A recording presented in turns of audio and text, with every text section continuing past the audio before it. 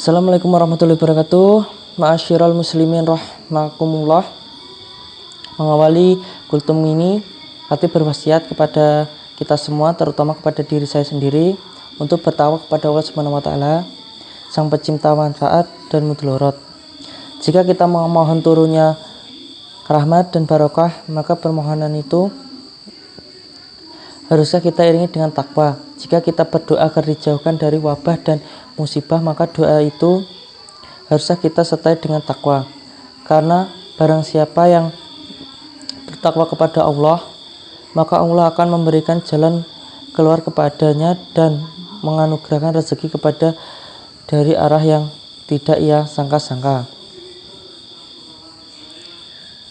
Allah Ta'ala berfirman, "Wa man yattaqillaha yaj'al lahu manrah wa yarzuqhu min haytsu la yahtasibu." Dan barang siapa yang bertakwa kepada Allah, niscaya ia akan menjadikan bagian jalan keluar yang menggerakkan kepadanya rizki dari arah yang tidak ia sangka-sangka. Quran surat At-Talaq. Ma'asyiral muslimin rahimakumullah. Sesungguhnya gerhana matahari dan bulan adalah dua di antara sekian banyak kejadian yang menjadi bukti kekuasaan Allah Ta'ala. Allah Maha Kuasa untuk menjadikan cahaya matahari dan bulan padam, sebagaimana Ia Maha Kuasa untuk menjadikan matahari terbit dari arah timur dan terbenam di arah barat.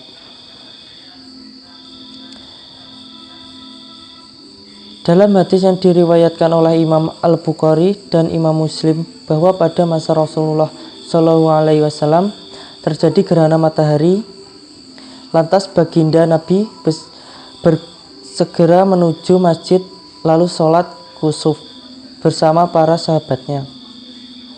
Kemudian beliau menyampaikan khutbah. Di antara beliau menyampaikan dalam khutbah itu adalah, "Inna syamsa wal qamara atani min atillahi la yasifa'i faliti ahati wala hayati fa idza ra'aita huma fal faza'u ila sholah." Sesungguhnya matahari dan bulan adalah dua di antara tanda-tanda kekuasaan Allah. Keduanya tidak akan mengalami gerhana dengan sebab mati atau hidupnya seseorang. Jika kalian melihat terjadinya gerhana matahari dan bulan, maka bersegera melakukan sholat. Beliau juga menyampaikan, "Walakinna huma ayatanti min ayatillahi yuhawwi Wallahu bihimma ibadah." Gerhana matahari dan bulan adalah dua di antara tanda-tanda kekuasaan Allah yang dengan keduanya Ia menakut-nakuti dan memperingati hamba-hambanya. Dari hadis ini kita dapat mengetahui bahwa hikmah utama dari gerhana adalah peringatan bagi para hamba agar menjauh seluruh kemaksiatan dan segera melakukan berbagai kebaikan seperti sholat, banyak berdoa, banyak berzikir, bersedekah, dan lain sebagainya. Terjadinya gerhana juga merupakan peringatan bagi kita semua agar bersegera melakukan taubat dengan taubatan nasuha dari semua dosa dan maksiat. Begitu pula terjadinya gempa, merebaknya berbagai wabah dan musibah yang lain. Semua adalah peringatan bagi para hamba agar menjauhi maksiat dan bersegera untuk bertaubat. Allah Ta'ala berfirman, "Wa ma nursilu bil ayati illa ta'wifa." Dan tidaklah kami mengirimkan tanda-tanda itu kecuali dalam rangka untuk menakut-nakuti dan memberi peringatan. Quran surat Al-Isra ayat 9. Taubat nasuha adalah taubat yang dilakukan dengan sungguh-sungguh dan memenuhi seluruh rukun taubat, yaitu menyesal meninggalkan dosa dan bertekad untuk tidak mengulangi lagi dosa yang pernah dilakukan.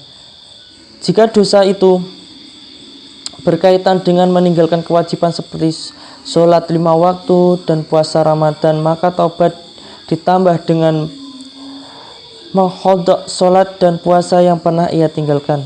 Dan jika dosa itu berkaitan dengan sesama manusia, maka taubatnya ditambah dengan meminta maaf serta mengembalikan harta yang ia ambil tanpa hak atau meminta kerelaan dari Allah Ta'ala berfirman, wa tubu ilallahi jami'an ayyata mu'minu nala'akum tuflihun.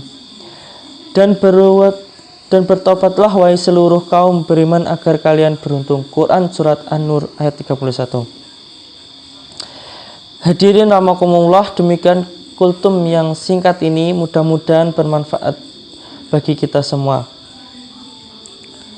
Aqulu tali hada wa astaghfirullaha lil wakakum fastaghfiru innaha huwal a'udhu ahim. Wassalamualaikum warahmatullahi wabarakatuh.